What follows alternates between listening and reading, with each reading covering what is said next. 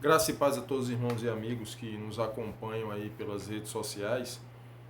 Meus irmãos, nós estamos aqui mais uma vez para gravarmos os vídeos das lições da revista Compromisso, tá?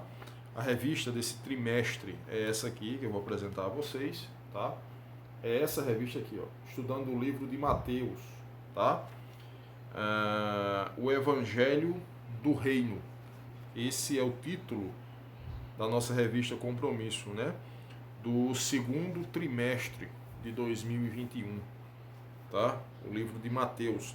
Antes da gente começar a ministração da lição de número 2, que ela tem por título Jesus se prepara para o seu ministério, nós vamos entender por que Jesus se preparou, será que ele precisava se preparar, enfim, tá? Então a gente vai estudar dentro da palavra de Deus esse tema, tá? Antes da gente orar, eu gostaria de dizer a você o seguinte, você que está me vendo, tá? Essas lições, essas ministrações que nós fazemos pela internet, de forma alguma ela vai substituir a escola bíblica dominical presencial na sua igreja, tá certo? Você que faz parte de uma igreja batista, você que faz parte de uma igreja batista da Convenção Batista Brasileira, tá? Que estuda a escola bíblica dominical, na escola bíblica dominical, né? A questão dos adultos, homens e mulheres, que estudam a revista Compromisso, que é essa aqui que a gente está mostrando, ó, tá? Esses vídeos não substituem de forma alguma a escola, sua ida até a escola bíblica dominical. Na verdade, esses estudos que nós fazemos pela internet, eles são um auxílio, tá? Para que vocês em casa tenham mais tempo de estudar a revista, tenham mais tempo de estudar a lição e vocês possam estar se preparando para no domingo, juntamente com os professores lá de vocês possam estar mais preparados, né? Possam argumentar, possam perguntar, possam tirar dúvidas com seus professores. Então, esses vídeos que nós gravamos, jamais eles vão substituir a sua presença na escola bíblica dominical aí na sua igreja, tá certo? Então, só para que fique bem lembrado, tá? Nós vamos orar, pedir a Deus que nos ajude, nos abençoe, para que a gente possa estar falando das grandezas de Deus da melhor forma, da forma que Ele deseja que a gente fale, tá bom? Então, vamos orar. Soberano Deus e eterno Pai, a Ti toda a honra, glória, louvor e adoração, mais uma vez, seja dada ao Teu santo nome. Pai, nós Te louvamos, nós Te agradecemos por mais esse dia e lhe pedimos que o Senhor possa nos usar para que possamos falar das Tuas grandezas e que verdadeiramente o Teu nome seja glorificado. Dá-nos a Tua paz, perdoa, Deus, os nossos pecados, oramos e agradecemos em nome de Jesus. Amém. Então, como eu falei, o título da lição é Jesus se prepara para o seu ministério. O texto base dessa lição está lá em Mateus, capítulo 4. Lembrando que nós vamos estudar o capítulo 3 e o capítulo 4 de Mateus nessa lição de número 2. Tá? Então é Mateus, capítulo 4, o verso 23. Tá? Veja o que é que diz a Escritura Sagrada. Mateus, capítulo 4, o verso 23. Diz assim, ó. Percorria Jesus toda a Galileia, ensinando nas suas sinagogas, pregando o evangelho do reino e curando todos os tipos de doenças e enfermidades entre o povo. Então, a gente pode ver com toda clareza qual era a função de Jesus, o que Jesus fazia. Pregava por toda a Judéia o evangelho do reino e ali mesmo ele curava todas as enfermidades e moléstias que pudessem existir entre o povo. Então esse foi o nosso texto base, tá certo? A introdução da nossa lição, ela diz o seguinte, eu peço que você preste bastante atenção. Se você tiver alguma dúvida, comenta aqui nos comentários.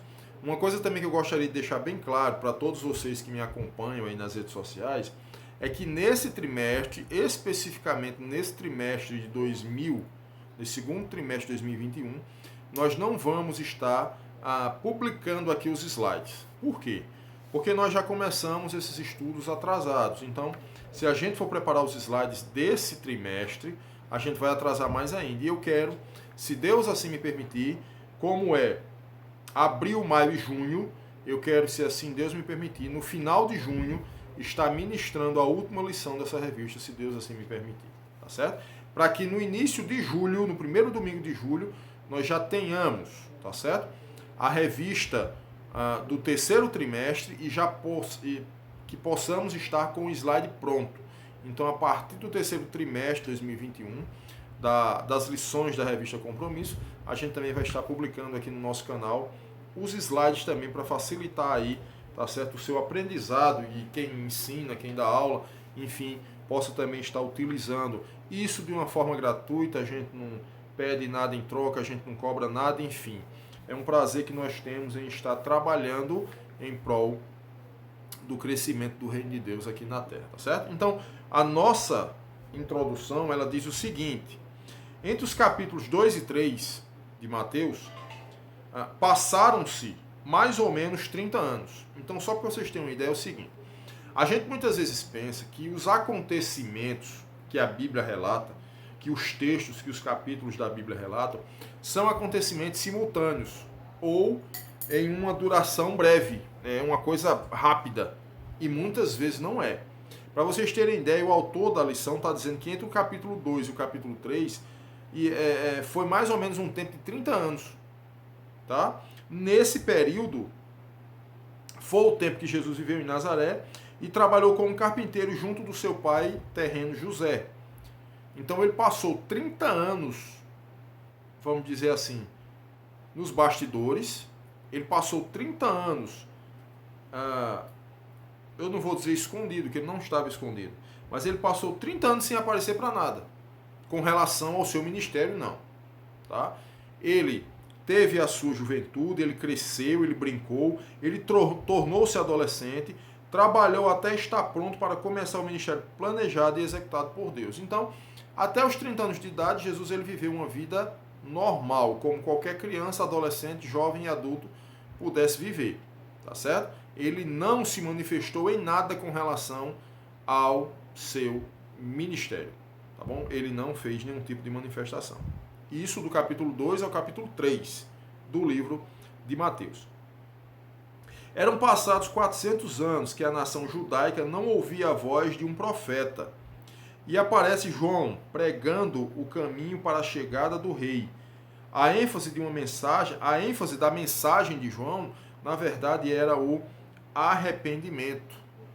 Então, para que vocês possam se sintonizar no que a gente está falando aqui, a Bíblia diz que, a Bíblia relata, né, os estudiosos da teologia diz que existiu 400 anos de silêncio, tá certo? De Malaquias, que foi o último profeta do Velho Testamento, pelo menos o profeta que deixou registrado. O último livro do Velho Testamento com relação aos profetas foi Malaquias. Então, de Malaquias até João Batista, tá? Foram 400 anos de silêncio. Não se via a Shekinah de Deus, não se ouvia falar em profecias. Deus, em tese eu estou dizendo isso, tá certo? Deus estava calado. Deus não se manifestava. O povo não ouvia a voz de Deus através de um profeta.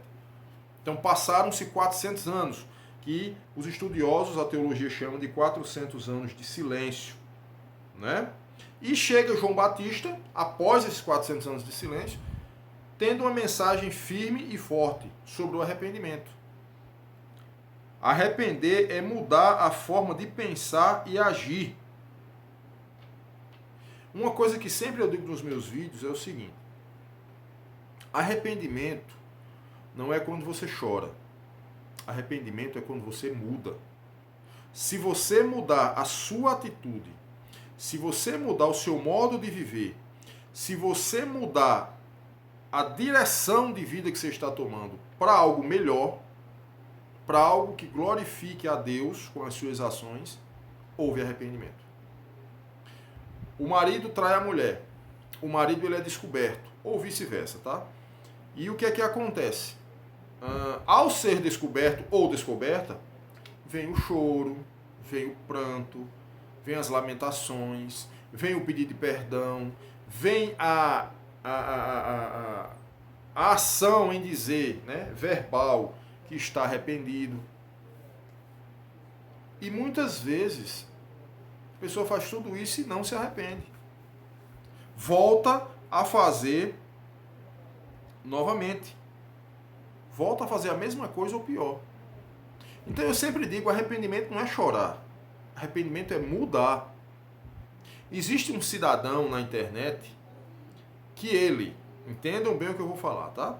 Ele prega o evangelho, ele afirma com toda certeza que nós, evangélicos, os católicos, as pessoas que professam a fé em Jesus estão totalmente equivocadas, porque chamam o Filho de Deus de Jesus, e o nome não é Jesus, o nome é Yahushua HaMashiach, o nome que os judeus chamam, o nome que é tradução judaica, ele diz que nós também devemos chamar Yahushua HaMashiach, porque quem chama Jesus está chamando o Filho de Deus de porco, porque a tradução do nome Jesus do português para o latim é Jesus, e o significado de Jesus no latim é porco, filho de porco, uma coisa desse tipo.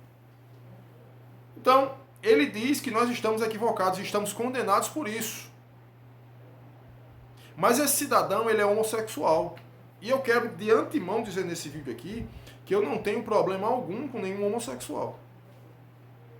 Eu não tenho problema algum com a opção sexual de ninguém. Mas eu quero deixar bem claro, é uma opção. É uma escolha. E a Bíblia diz que essa prática de vida ela é pecaminosa e pode levar o homem ao inferno se ele não chegar a um arrependimento, se ele não chegar a mudar a sua vida, a mudar o curso da sua vida.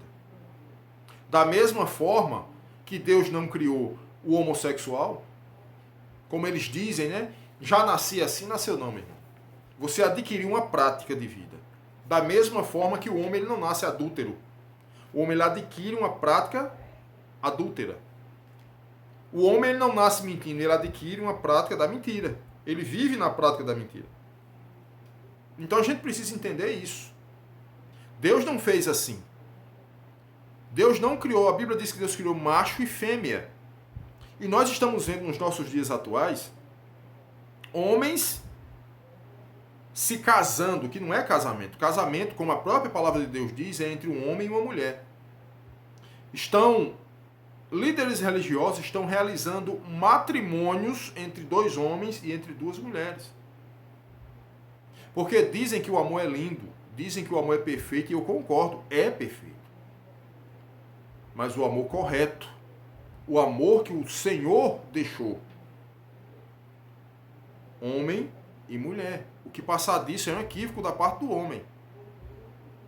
Deus não deixou um homem para várias mulheres, nem uma mulher para vários homens. Deus deixou um homem para uma mulher e vice-versa. Então, tudo que passar daquilo que Deus determinou é invenção humana. Então, esse cidadão, além de ser homossexual, ele afirma que não tem problema algum, que Deus aceita, que você pode servir a Deus sendo homossexual, que você pode servir a Deus tendo um relacionamento com outro homem ou com outra mulher, tá tudo certinho. E ele está extremamente equivocado, porque João Batista, naquela época, ele já vinha alertando o povo, dizendo o seguinte: arrependei-vos porque é chegado o reino dos céus. Uma das pessoas que João Batista não é julgou, tá? Porque existe hoje no nosso meio a questão de dizer assim: fulano está julgando. Você sabe o que é julgar? Julgar é você falar sem saber. Julgar é você dizer algo que fulano está fazendo sem ele estar fazendo. Isso é julgar.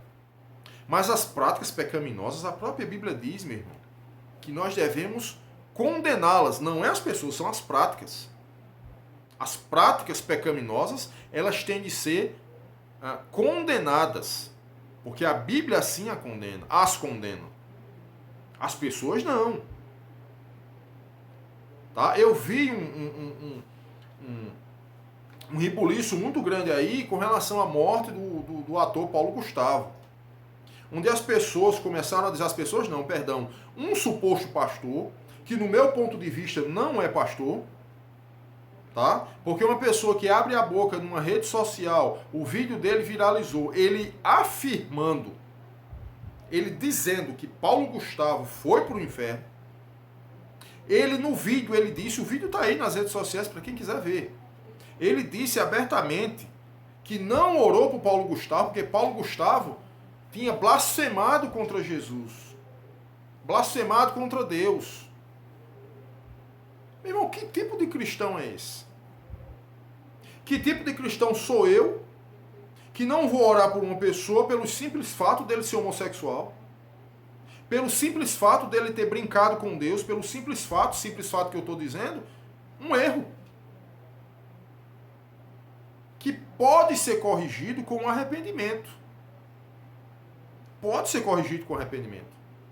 Então, no meu ponto de vista, muitas pessoas, inclusive esse pastor, estavam dizendo que Paulo Gustavo estava no inferno. Eu fui um dos que rebati isso.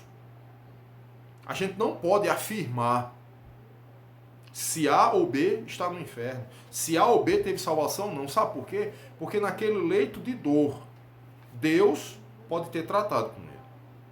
Naquele leito de dor, Deus pode ter falado ao coração dele, mediante tantas e tantas outras vezes que ele ouviu a mensagem do Evangelho. Então quem pode julgar, quem pode dizer que ele está no inferno ou não? Ninguém. A Bíblia diz que o homem só vai para o inferno se ele recusar o sacrifício de Cristo na cruz do Calvário, se ele não mudar a atitude de vida dele, vida pecaminosa.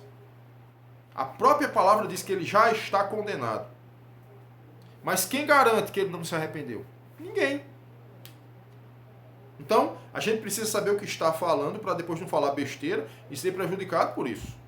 A palavra de Deus, ela diz que o que leva o homem para o inferno é o homem não reconhecer Jesus como Senhor e mudar a sua vida. Ele pode ter passado 50 anos fazendo coisas erradas. Mas se hoje é o último dia de vida dele, no último segundo ele diz, Deus me perdoa.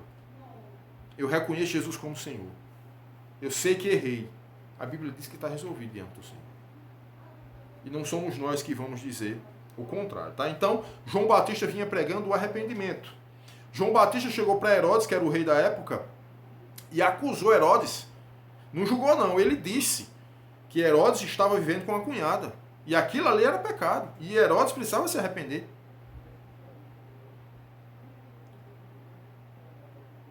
Fruto próprio de arrependimento. João Batista olhou para as pessoas e disse assim, produzi, pois, frutos dignos de arrependimento. É como eu disse, não é chorar. Tá? Está lá em Mateus 3,8. Não é chorar. Não é espernear. Não é fazer aquele drama. Não, é mudar de vida, meu irmão. É produzir um fruto digno de arrependimento. É se arrepender do que estava fazendo de errado e começar a fazer a coisa certa. Simples assim. Não tem muito mistério nisso. Muitos procuraram João arrependidos e querendo mudar a maneira de ser, mas líderes religiosos recusaram o desafio, pois se achavam muito bons. Muitos líderes religiosos daquela época, eles recusaram o arrependimento porque eles diziam, eu sou o cara, eu sou o top, eu sou doutor da lei, eu conheço toda a lei mosaica, eu sei todos os utensílios do templo, eu sei para que tudo aquilo serve, eu sou um sumo sacerdote. Mas estava andando num caminho totalmente torto.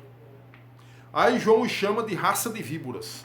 Quando esses homens religiosos, eles não aceitam se arrependerem, eles dizem que já são bons demais, que são top, que fazem isso, que fazem aquilo, João Batista diz, vocês são raça de víboras. Está lá em Mateus 3,7. Eram duas linhas de liderança, saduceus e fariseus, totalmente opostas. Os saduceus e os fariseus eram dois grupos religiosos, mas eles não eram unidos, eles não viviam em comum acordo, tá? Que disputavam o controle de Israel. Esses dois grupos, saduceus e fariseus, eles disputavam o controle religioso de Israel. Olha que absurdo. Religiosos disputarem poder. Traga para os nossos dias de hoje. Será que não existe essa disputa de poder dentro das igrejas? Será que não existe essa disputa de poderes entre pastores e diáconos? Entre obreiros e evangelistas? Entre servos e servas? Será que não existe? Gente querendo ser maior um do que o outro dentro da casa do Senhor? Meu irmão, bota uma coisa na sua cabeça. Dentro da casa de Deus, o maior é ele.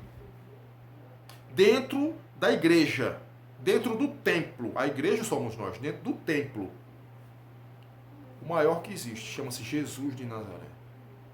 E a igreja que somos nós, o maior é o cabeça que é Cristo. Precisamos entender isso. Precisamos pensar melhor nisso. Porque sem Cristo nós não podemos fazer absolutamente nada. Então esses homens viviam disputando o controle de Israel.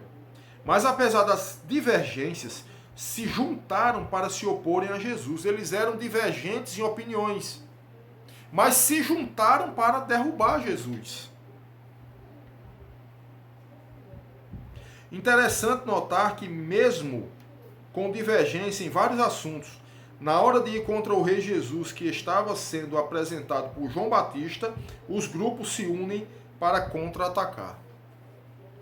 Os grupos de saduceus e fariseus se juntaram para derrubar Jesus. Isso acontece nos nossos dias de hoje. Estamos aqui, não só eu, muitas e muitas pessoas estão hoje, nesse exato momento, pregando o evangelho na internet, nas praças, nas ruas. E as pessoas que estão assistindo os vídeos, estão vendo as pregações, estão dizendo assim, você é um louco, não sabe o que diz, não sabe o que fala, está julgando, está condenando, é homofóbico. Meu irmão, você só vai saber da importância do que está sendo falado constantemente com relação à vinda de Jesus, a segunda vinda do Senhor Jesus, é quando você estiver na presença dele. Lembram lá daquela parábola do rico e Lázaro? A Bíblia diz que o Lázaro foi para o seio de Abraão, foi para um lugar de descanso.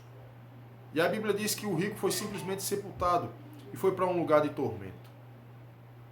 E o rico estava sendo atormentado e pediu para que Lázaro agora viesse com aquela mão suja, esquelética, e tocasse na sua língua, porque ele estava queimando naquela chama.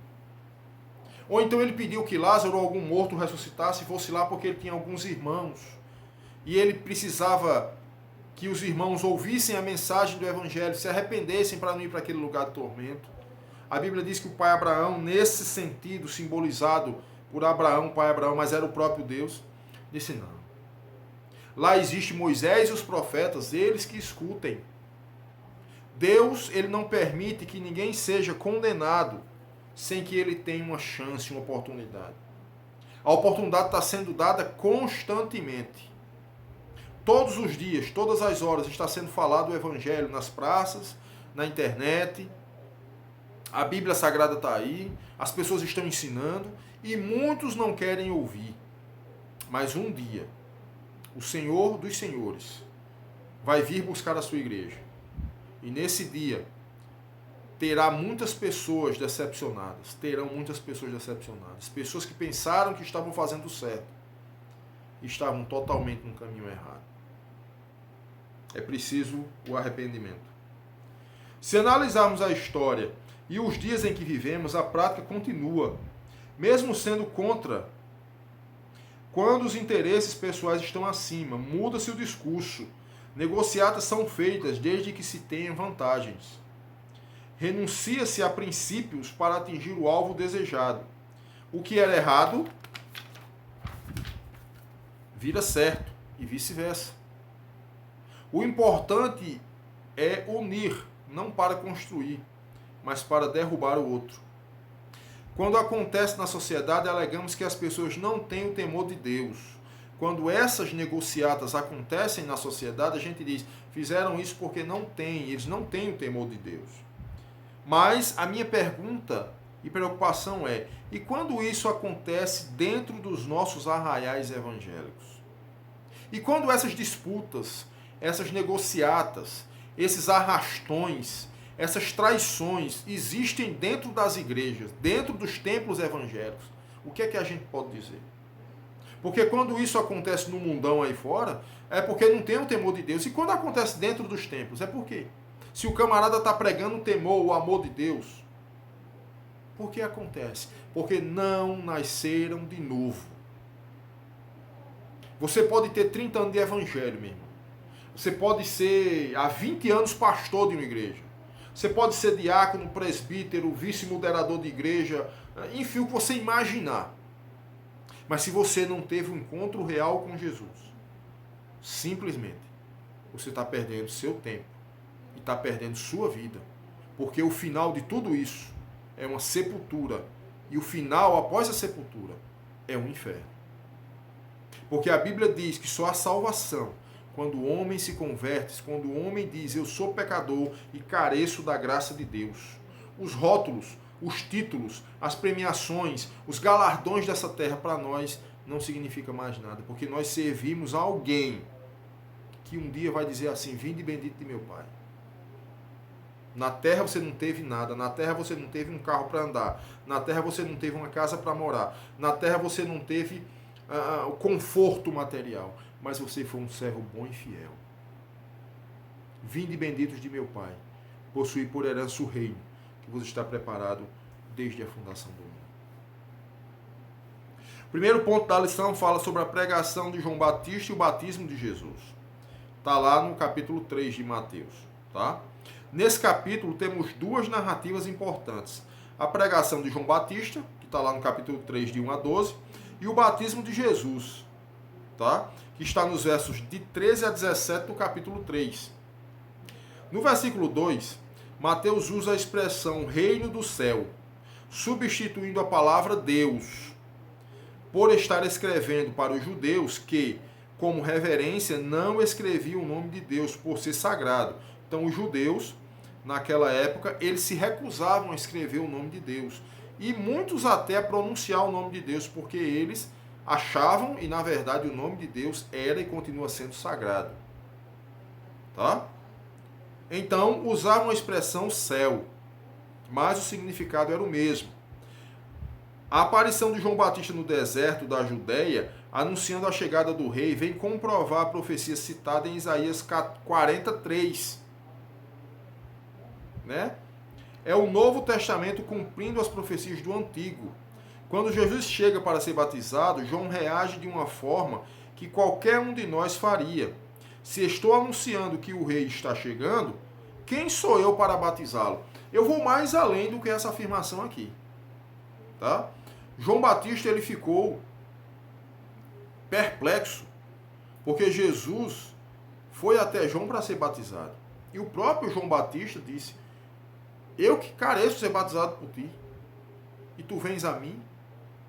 Mas uma coisa que me chama a atenção é que Jesus, até aquele exato momento do batismo, Jesus estava no anonimato. Ninguém sabia que ele era o Cordeiro de Deus. E quando João batizava e dizia assim, eu batizo para o arrependimento, para a remissão de pecados. E ele chamou todas aquelas pessoas de raça de víbora. Mas quando Jesus chegou no topo da montanha para ser batizado, que vinha descendo ao encontro de João Batista, João Batista imediatamente olhou para ele e disse, eis o Cordeiro de Deus que tira o pecado do mundo. Ninguém falou com João, ninguém disse a João, o próprio Jesus não se manifestou, porque ele não precisava fazer isso, o tempo dele ainda não tinha chegado. Mas João já reconhecia Jesus como Cordeiro de Deus. Por quê?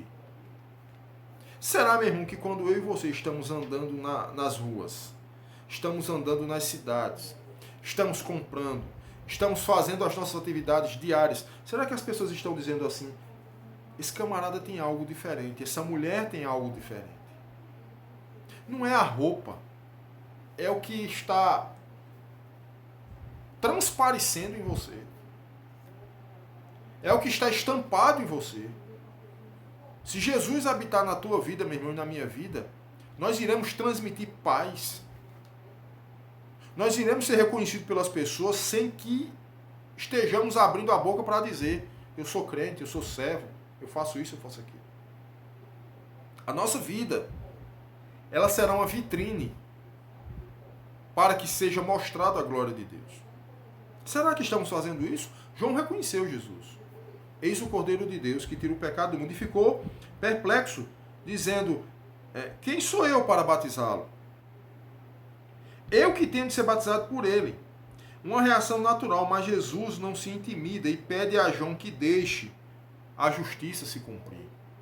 Está lá no versículo 15 do capítulo 3.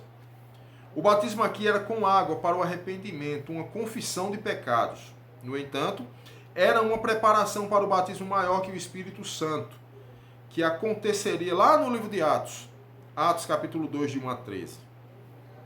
A história divina sendo cumprida, passo a passo, sem atropelamento, mas com discernimento e no momento próprio, é Deus dirigindo a história. Deixa eu dizer uma coisa a você.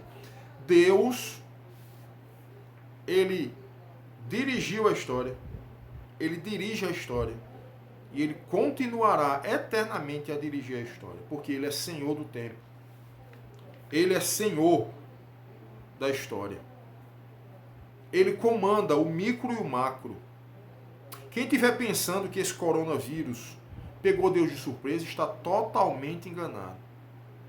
Deus, ele não é surpreendido por nada. A Bíblia diz que ele é Deus. A Bíblia diz que ele conhece as coisas sem elas mesmas existirem. A Bíblia diz que ele nos conheceu, ele nos viu quando nós éramos matéria informe. Sabe o que é isso? Quando nós éramos água, ele já nos conhecia. Quando o espermatozoide ele fecundou lá no óvulo, que surgiu aquele ser microscópico, que não tinha formato algum ainda. A Bíblia diz que naquela situação, ele já nos conhecia. Ele é Deus. Quando Jesus sai da água batizado por João Batista, uma confirmação divina se manifesta em forma de uma pomba anunciando: este é o meu filho amado, de quem me agrado. Está lá no verso 17 do capítulo 3. Deus confirmando seu filho como vindo ao mundo para salvar a todos que nele crerem. Foi uma comunicação verbal e visível, para ninguém duvidar. Ou simples ajudante da carpintaria na cidade de Nazaré, agora é mostrado ao mundo com a missão definida. É Deus o Pai apresentando oficialmente Jesus, o Filho, ao vivo. Todas aquelas pessoas que estavam ali naquele momento que Jesus foi batizado, viram o Espírito Santo de Deus descer sobre Jesus como uma forma de uma pomba. E uma voz que bradou do céu, dizendo: este é o meu Filho amado, em quem tenho prazer. A confirmação de que Jesus era o Messias enviado por Deus foi justamente essa. O segundo ponto da nossa lição diz assim: a tentação de Jesus. Mateus capítulo 4. Após o batismo vem a narrativa da tentação. Depois do batismo no Rio Jordão, Jesus é conduzido ao deserto para ser testado. E uma pergunta que o autor deixa aqui, que eu também faço: Jesus precisava disso? Jesus precisava ser testado? Jesus precisava ser levado ao deserto para ser tentado, provado pelo diabo? Claro que não. Mas Deus permitiu para mostrar a nós que as tentações são realidades em nossa vida. Mas é preciso estar seguro no Senhor para vencer cada contra-ataque. Comparando a tentação de Jesus à de Adão, ele, no caso Adão, tinha tudo à mão. Nada lhe faltava. E mesmo assim, cedeu à provocação do inimigo. Mas Jesus estava com fome. Olha essa comparação que o autor faz aqui. Adão tinha tudo. Tinha um paraíso à sua disposição, tinha água à sua disposição, tinha alimento à sua disposição. A única coisa que Deus disse: naquela árvore que está no meio do jardim, não toque, não coma do seu fruto. Só tinha essa restrição. E o indivíduo, ele deixou tudo aquilo que estava liberado para ele para desobedecer uma ordem divina. Vamos para Jesus. Jesus estava com fome. Aproximadamente 40 dias e 40 noites sem beber e sem comer. O diabo chega justamente nesse momento, um momento de fraqueza humana. Um momento de necessidade humana. E mesmo assim, Jesus contra-ataca. É isso que o autor está dizendo.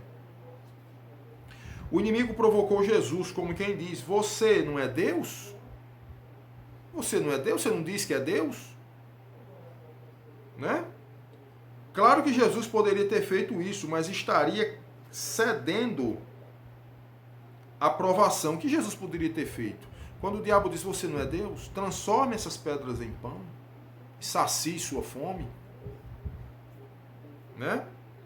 Ele estaria cedendo à provocação e responde que, se assim fizesse, estaria colocando suas necessidades físicas acima das espirituais. Uma lição para nós. Quantas vezes cedemos às tentações e esquecemos que precisamos nos alimentar da palavra para vencer cada etapa? Jesus cita nesse diálogo Deuteronômio 8:3, quando diz, nem só de pão viverá o homem, mas de toda a palavra que sai da boca de Deus. Não se dando por vencido, o inimigo ataca a segunda vez. E do lugar mais alto do templo, cerca de 150 metros de altura, isso equivale a um prédio de 50 andares. Muito alto. Tá? E ainda cita o Salmo 91, 11 e 12. Só que o provocador omitiu a expressão, em todos os teus caminhos. Confira você mesmo. A proteção de Deus é para quem está sempre andando em seus caminhos. Isso vale ressaltar que existem pessoas que hoje estão buscando ao Senhor e amanhã não. Então, a Bíblia diz claramente o seguinte, Deus está convosco enquanto vós estiverdes com Ele. Porém, se vós o deixardes, Ele vos deixará. Simples. Deus, Ele dá atenção àquele que está buscando a Ele. Eu sou pai de uma menina. Por que eu sou pai dela? Porque ela me busca como filha. Ela não vai buscar qualquer homem que aparece na frente dela e vai chamá-la de pai, não. Ela me chama de pai porque eu sou realmente o pai dela. E eu a chamo de filha porque ela realmente é minha filha. Então, um busca o outro. Da mesma forma é Deus com as pessoas. Existem pessoas que não querem nada com Deus. Deus é misericordioso, a graça de Deus ela é abundante. Deus muitas vezes abençoa o indivíduo sem nem ele merecer. Porque nós não merecemos a bênção de Deus, vale salientar. Mas Ele muitas vezes nos abençoa por misericórdia e por graça. Mas ninguém merece a bênção do Senhor. Tá? Mas o homem tem que se voltar para Deus. O homem não pode hoje ser santo e amanhã dizer, ó Deus, eu vou deixar a minha santidade de lado e vou pecar à vontade, fazer o desejo da minha carne, depois eu volto. Faça isso não, isso é um risco. Isso é um perigo, isso é perigosíssimo. Tá? E ainda Jesus cita Deuteronômio 6,16. Não coloqueis à prova o Senhor, vosso Deus, como fizeste em Massá. Quantas vezes colocamos Deus à prova, por não obedecermos às regras claras para a nossa saúde? Aí ele dá um exemplo aqui de um diabético, né, que acredita, diz que Deus o curou, e ele automaticamente vai comer aqueles doces e chocolates, muitas vezes escondidos, sem tomar a insulina, porque Deus o curou. Será que Deus curou mesmo? Será que Deus falou para você, você está curado? Ou isso pode ser uma invenção da minha mente, ou de um fanatismo religioso, em que eu, para dizer que sou santo, para dizer que sou salvo, eu preciso dizer às pessoas que Deus falou comigo e disse que me curou. Não, meu irmão, não é isso. Não tente ao Senhor. Tá? Eu quero dizer a você que está me vendo o seguinte, existem situações de enfermidades em que Deus pode curar, em que Deus pode proporcionar uma cura medicamentosa, ou um tratamento medicamentoso, ou através daquela enfermidade ele pode nos tirar dessa terra. Existem essas três opções. Ou ele cura, ou ele proporciona um tratamento, ou ele nos leva. Não tem a quarta. Não tem a quarta. Então a gente não pode estar tentando ao Senhor, nosso Deus.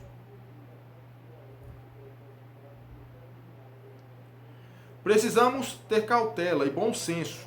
Deus cura, Deus protege, mas temos a nossa parte nessa parceria. Precisamos fazer aquilo que é para fazer. Sabe o que é que uma pessoa dessa que diz que Deus a curou deveria, no mínimo, fazer?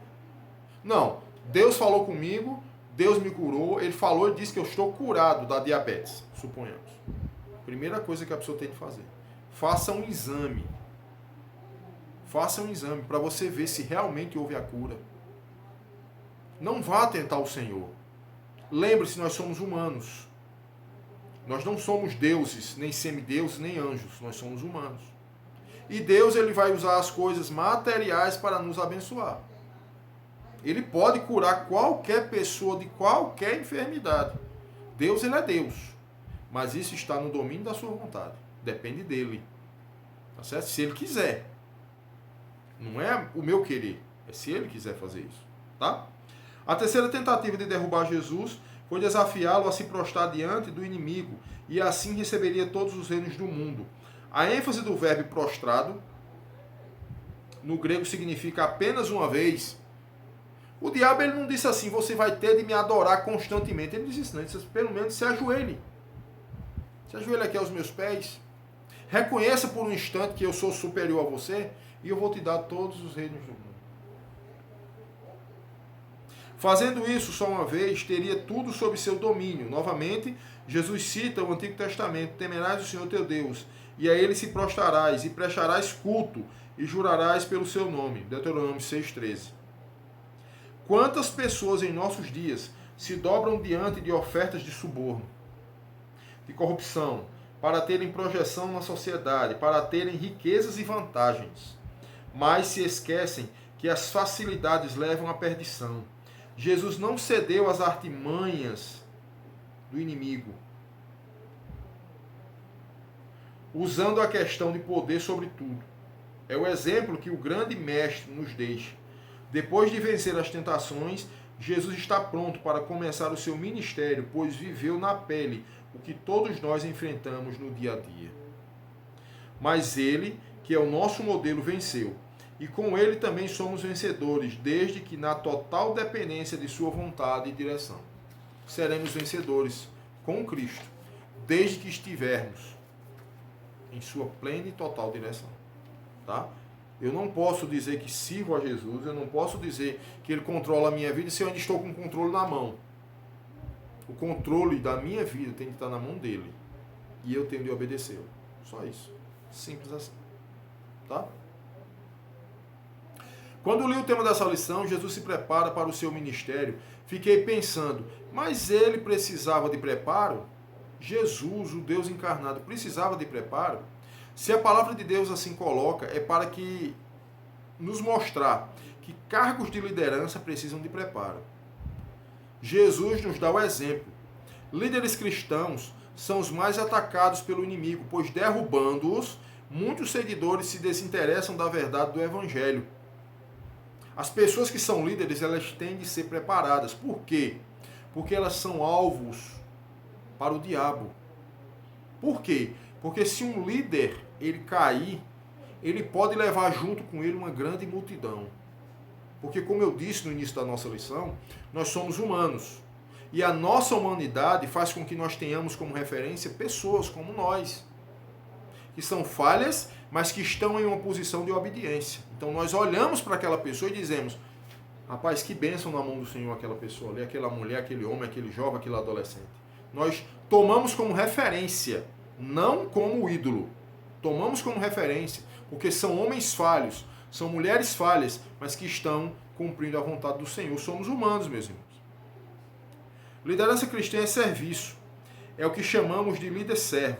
Jesus é o nosso maior exemplo de líder-servidor.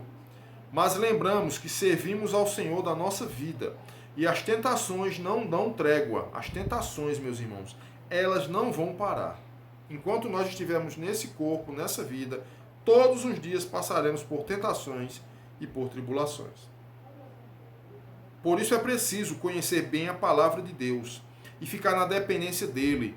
Jesus contra-atacou, sempre citando a palavra de Deus. Sugiro a leitura do livro de Marília Camargo César. Feridos em nome de Deus. Esse é o autor da lição, sugerindo a leitura de um livro, né? Da Marília Camargo César. Feridos em nome de Deus, da editora Mundo Cristão. Então, se você quiser ler um bom livro que fale sobre essa questão, né, de feridos em nome de Deus, que vai trazer esses sofrimentos, essas tentações, exemplos de tentações, esse é um bom livro para que você possa estar lendo, tá? Depois da prisão de João Batista, tanto Mateus como Marcos afirmam que Jesus saiu de Nazaré e foi para a cidade de Cafarnaum, próximo ao mar da Galileia. Jesus saiu de Nazaré e foi para Cafarnaum.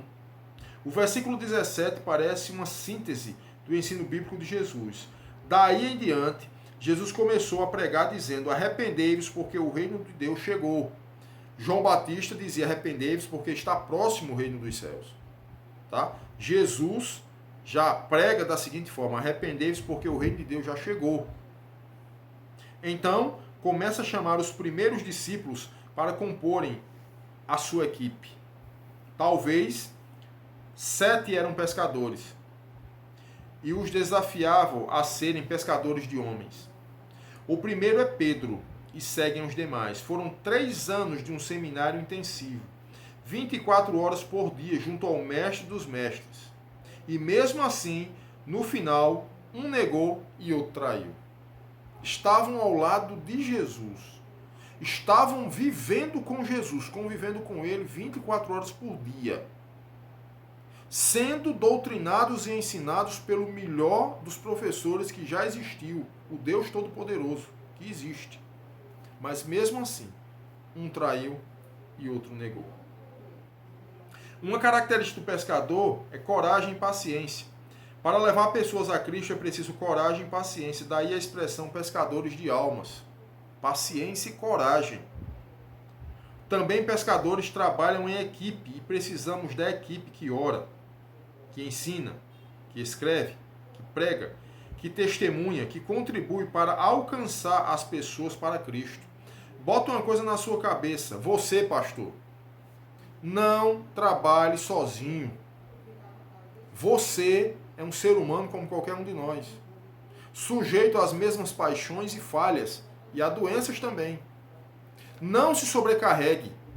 Olha aí dentro da tua congregação, olha aí dentro do templo que você preside, quem é capacitado para estar ao seu lado. Quem você pode confiar e distribua tarefas, porque a obra não é sua e nem minha, a obra é do Senhor. E essa obra precisa de pessoas para que ela seja concluída. Jesus, o mestre dos mestres, Senhor dos senhores, o Deus encarnado, escolheu 12 para ajudá-lo. Quem somos nós? Cada um colocou em prática a sua capacidade, dada pelo Espírito. Podemos, em equipe, mostrar o Cristo, o Messias prometido, a quem tem chegado até nós. A quem chegar a nossa presença, ou a quem nós chegarmos à presença, nós precisamos mostrar Jesus. Será que estamos fazendo isso? Isso é uma pergunta que fica aberta para você responder para você mesmo. A nossa conclusão. No texto áureo 4:23, Mateus 4:23, Jesus espalha a doce luz da presença dele na vida das pessoas por meio de suas pregações, ensinos e curas. Com esses feitos, tornou-se conhecido e atraía as multidões para ouvi-lo e receber uma palavra de ânimo e consolo, além de curas físicas. O povo vinha a ele e, ajudado pelos 12 apóstolos, eram curados e abençoados. Está lá no versículo 24 e 25 do capítulo 4. O rei chegou, glória a ele. Amém. Tá? Então essa foi a nossa segunda lição do segundo trimestre de 2021. Estaremos brevemente, se Deus assim nos permitir, ministrando a lição de número 3, que ela tem por título As Evidências do Cristão. Tá? Os textos que a gente vai ler em Mateus é o capítulo 5, o 6 e o 7 de Mateus. Nós estaremos assim ministrando a lição 3, As Evidências do Cristão, tá bom? Então que Deus nos abençoe, que nós possamos ter uma vida que honre e glorifique o nome do Senhor. Vamos estar orando, encerrando a nossa aula nessa noite, pedindo a Deus que nos ajude para na próxima vez que estivermos aqui ministrando, o Senhor possa estar tocando nos corações, trazendo as pessoas que Ele deseja que estejam ouvindo a sua palavra, estejam presentes para juntos aprendermos mais, tá bom? Vamos orar. Soberano Deus e eterno Pai, muito obrigado por mais esse dia. Obrigado por tudo que o Senhor tem feito, obrigado pela minha vida. Eu te peço nessa hora, Deus, que o Senhor supra as minhas necessidades, que o Senhor me ajude a cada dia pregar a tua palavra, com excelência, de acordo com o que o Senhor deseja. Abençoa todas essas pessoas que viram ou verão esse vídeo. Que esse vídeo, Deus, seja proliferado nas redes sociais e que o teu nome seja glorificado. Dá-nos a tua paz, perdoa os nossos pecados. Oramos e agradecemos em nome de Jesus. Amém. Obrigado a todos. Que Deus possa abençoar. Brevemente estaremos com a lição de número 3. Que Deus possa te abençoar.